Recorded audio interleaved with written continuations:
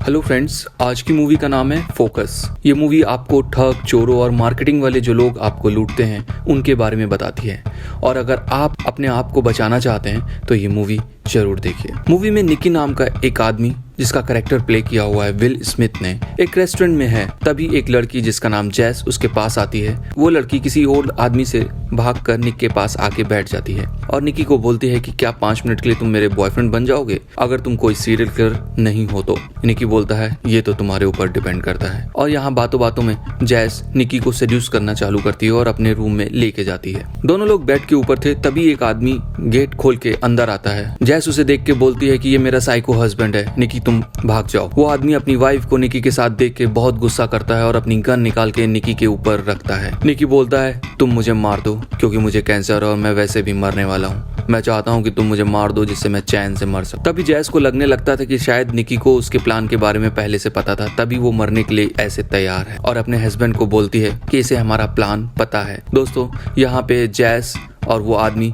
मिलके ऐसे ही लोगों को लूटते थे जो बात निकी को किसी तरह से पता चल गई। जैस के ये बोलते ही दोनों का फेक रिलेशनशिप निकी ने एक्सपोज कर दिया था। और यहाँ पे निकी बोलता है कभी भी अनएक्सपेक्टेड सिचुएशन में अपना फोकस हटने नहीं देना क्योंकि मुझे कोई कैंसर नहीं है, और ये बोल के वहां से निकल जाता है। निकी एक बहुत माइंडेड चोर है जिसकी वजह से जैस की चोरी बहुत आसानी से उसने पकड़ ली थी। होटल से जाते समय निकी ने जैस को ड्रिंक के लिए ऑफर किया और यहाँ पे जैस मान जाती है। ड्रिंक के टाइम पे जैस को अपने फादर और ग्रैंडफादर के बारे में बोलता है निकी, कैसे उसके फादर ने उसके ग्रैंडफादर को गोली मार दी थी। निकी जैस को चोरी की कुछ ट्रिक्स बता रहा था जिसको देखकर जैस बहुत इम्प्रेस थी और वो बातों बातों में कभी वो जैस का वॉलेट, कभी जैस की वॉच, कभी उसका नेकलेस निकाल ले रहा था। और यहाँ जैस को समझाता है कि अपना फोकस कभी हटने मत। दोस्तों, ये मूवी में कुछ ऐसा ही होता है, हमारा फोकस किसी और तरफ दिया जाता है और मूवी में कुछ और होने वाला होता है। जैस निकी के टैलेंट को देखकर उसकी टीम में शामिल होना चाहती है। निकी ने उसे अपनी टीम में एज अ ट्रेनी रख लिया है और उसका अब वो टेस्ट करेगा। निकी जैस को अपनी टीम के सारे मेंबर्स के साथ में इंट्रोड्यूस कराता है और एक क्राउडेड प्लेस में जाके निकी का टेस्ट लेता है। ये लोग एक टीम बना के काम करते हैं और मिल के उस क्राउडेड प्लेस में चोरी करते हैं। सामने वालों को पता भी नहीं चलता है कि उसका सामान चोरी हो चुका है। पूरा दिन ये लोग चोरी करते हैं और शाम के टाइम पे जो भी सामान इन्होंने चोरी किया होता है सबका सब उसे बेच देते हैं। कोई भी सामान ये लोग अपने यूज में नहीं रखते हैं। आज के दिन चोरी बहुत अच्छी हुई थी जिससे सब लोग काफी खुश थे।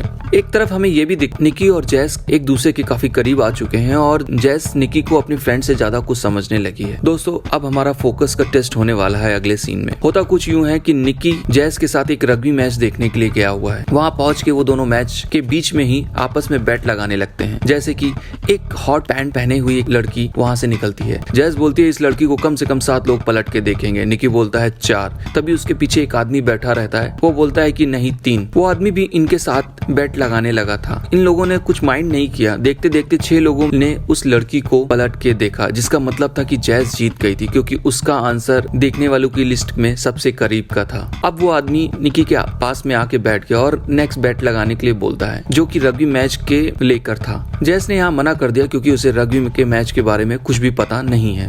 ये लोग बैट कुछ इस तरह से लगाते थे कि रग्बी के मैच में अब जब बॉल पास किया जाएगा तो वो प्लेयर उसे किक करेगा या उसको लेके भागेगा। लेकिन दोस्तों, यहाँ पे निकी $10,000 भी हार चुका था और वो लोग वहां से जाने लगते हैं। तभी वो आदमी निकी को प्रोवोक करता है और निकी यहाँ पे अपना सारा का सारा पैसा नेक्स्ट बैट में लगा देता है और इस बार बोलता है कि वो कार्ड का गेम खेलेगा।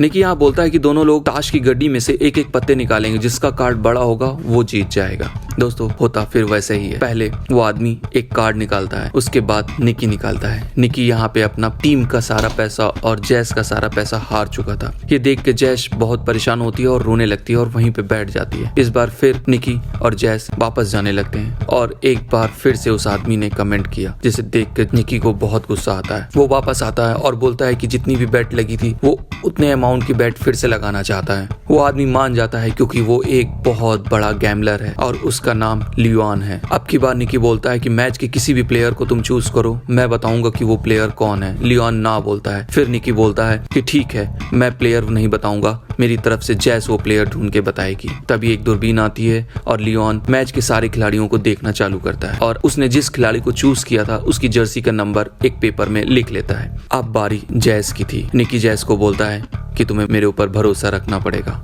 और तुम वो खिलाड़ी चूज करो। निकी दूरबीन उठाती है, रोते हुए मैच के सभी प्लेयर्स को देख रही होती है। तभी दोस्त यहाँ पे वो शॉक्ड हो जाती है क्योंकि निकी के टीम का एक प्लेयर फरहाद जो 55 नंबर की जर्सी पहने हुए था मैच के खिलाड़ियों के साथ में था। वो समझ जाती है और 55 नंबर जर्सी को चूज करती है और यही बात वो लियोन को बोलती है, जर्सी नंबर 55। लियोन यहाँ पे पागलों की तरह हंसता है और वो बोलता है हाँ मैंने यही नंबर लिखा हुआ था। दोनों सारा का सारा पैसा लेके निकल जाते हैं और कार में बैठते हैं। जैसे ही कार में बैठते हैं जैस निकी को मारने लगती है और बोलती कि तुम्हें पहले से नहीं बताना चाहिए था कि ये सारा हमारा प्ले है। निकी बोलता है कि अगर मैं तुम्हें पहले बता देता तो जो रॉयल्टी तुमने वहां पे दिखाई थी वो कम हो जाती। निकी फिर से यहाँ पे सारा प्लान बताता है और फ्लैशबैक में दिखाया जाता है कि लियोन बहुत बड़ा गैम्बलर है और उसके पीछे कुछ दिनों से निकी ने अपने आदमी लगा के रखे हुए हैं और उसके सबकॉन्शियस माइंड में 55 नंबर को प्लांट किया गया है। जैसे कि होटल में जो लाइट लगी थी उसमें डिजाइन था 55, होटल के जो गेट कीपर था उसकी ड्रेस में 55 लिखा, होटल के बाहर भीड़ जो थी वो 55 नंबर की होर्डिंग लगाई हुई थी, टैक्सी का जो नंबर था उसमें भी 55 था, एडवर्टीजमेंट की व्हीकल में भी 55 था। एक बार तो फरहाद भी भीड़ में उसे दिखा था जिससे उसके दिमाग में फरहाद का एक स्ट्रक्चर फिक्स हो चुका था। और यहाँ तक कि लास्ट टाइम लियोन ने जिस लड़की के साथ सेक्स किया था उसके कमर में भी 55 नंबर का लोगो बना हुआ था। लियोन के माइंड में 55 नंबर बस चुका था और वो किसी और नंबरों में से 55 नंबर को बड़ी आसानी से चूज कर सकता था। यहाँ निकी ने लियोन का फोकस चेंज कर दिया था। दोस्तों रियल लाइफ में भी बड़ी मार्केटिंग कंपनियां कुछ इसी तरह से काम करती हैं। अपने एक घटिया से प्रोडक्ट को चारों तरफ हमारे फैला देती हैं। हमारी जहां भी नजर जाती है हमें वो प्रोडक्ट ही दिखता है और जब हम कोई सामान लेने जाते तो हम उसी प्रोडक्ट को चूज करते हैं। सच है ना? अगर सच है तो प्लीज कमेंट में बताइए। इतना एक्सप्लेन करके निकी जैस को कुछ पैसे देता है और बोलता है काम खत्म।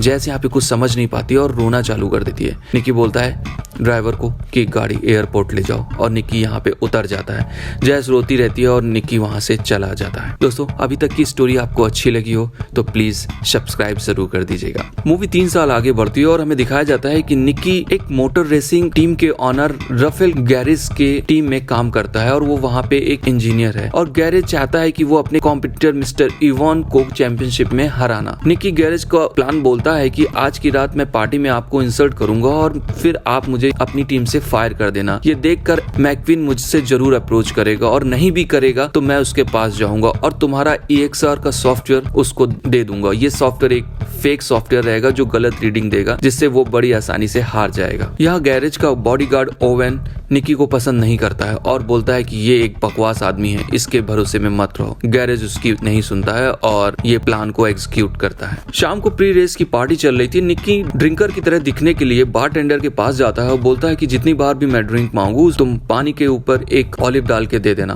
क्योंकि मैं एक अल्कोहलिक हूँ और मुझे डॉक्टर ने ड्रिंक अवॉइड करने के लिए बोला हुआ है। और ठीक वैसा ही होता है। जितनी बार भी निकी उस बारटेंडर से ड्रिंक मांगता है वो पानी में ऑलिव डाल के उसे दे देता है। निकी ड्रिंकर होने का नाटक कर ही रहा था तभी उसकी नजर गैरेज पे पड़ती है। गैरेज के साथ एक लड़की है। ये लड़की वही लड़की है जिसका नाम जैस और वो अब गैरेज की गर्लफ्रेंड है। जैस निकी के पास में आती है और बोलती कि मेरे पास्ट के बारे में यहाँ पे कोई नहीं जानता है तो प्लीज तुम किसी से भी कुछ नहीं बताओगे। हमारे बीच जो भी हुआ वो मेरे लिए बहुत शायद अच्छा है। निकी इस बार फिर से फ्रस्ट्रेट होकर बारटेंडर के पास जाता है और ड्रिंक मांगने लगता है लेकिन बारटेंडर उसे फिर से वही पानी वाली ड्रिंक देता है लेकिन वो इस बार असली ड्रिंक मांग रहा था। बारटेंडर ने उसे ड्रिंक नहीं दिया और निकी कहीं और जाके ड्रिंक करने लगता है। तभी गैरेज का बॉडीगार्ड ओवेन आता है और प्लान को अच्छी तरह से एग्जीक्यूट करने के लिए बोलता है और वो बोलता है कि गैरेज को कभी धोखा नहीं देना। निकी वहां से उठता है और गैरेज को देखता है। वो जैस के साथ थोड़ी देर के बाद वो वहां पे गैरेज के साथ झगड़ा कर लेता है। वहां की सिक्योरिटी टीम ने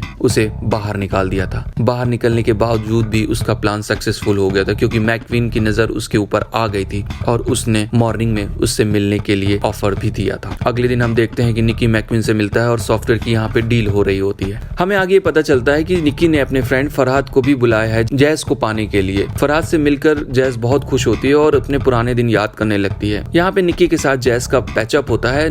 यहाँ पे निक्की जैस को एक नेकलेस देता है जो कि चोरी के फर्स्ट दिन उसने लेना चाहा था। जैस बहुत खुश। निक्की से मिलकर जैस जैसे ही बाहर आती है उसके सामने एक गाड़ी आकर रुकती है। यहाँ सीन कट हो जाता है, हमें नहीं दिखाया जाता है कि वो कौन था। शायद वो गैरेज के आदमी थे जो निक्की के साथ जैस को देख लिए। खैर आगे ये सब पता चल जाएगा। निक्की जैस के रूम के पास बैठी हुई है और ऐसा देखने से लग रहा है कि उसको बहुत मारा गया है। ये देखकर निक्की पूछता है कि तुम ठीक तो हो। जैस कुछ भी नहीं बोलती है और रोने लगती है। दोनों इमोशनल हो जाते हैं और रूम के अंदर चले जाते हैं। मॉर्निंग होती है और निक्की का फोन बजता है। पता चलता है कि ओवन गेट पे खड़ा हुआ है। निक्की जाके गेट खोलता है और वहाँ पे ओवन उसका रूम सर्च करने के लिए अंदर आता है। जैसे तैसे वहाँ पे जैस वहाँ से निकल जाती है। अगले दिन मैकविन को EXR का सॉफ्टवेयर डिलीवर करने जाता है। हम देखते हैं कि ये सॉफ्टवेयर ओरिजिनल सॉफ्टवेयर है, ना कि फेक सॉफ्टवेयर। इसी बीच हमें दिखाया जाता है कि निक्की ने ये सॉफ्टवेयर 3 मिलियन में बेचा हुआ है और उसके पास 3 मिलियन होने चाहिए, लेकिन ये सॉफ्टवेयर निक्की ने अकेले मैकविन को नहीं दिया था। वहाँ की सारी टीमों को ये सॉफ्टवेयर बेच दिए थे, जिसकी वजह से उसके पास अब बहुत पैसे हो चुके थे।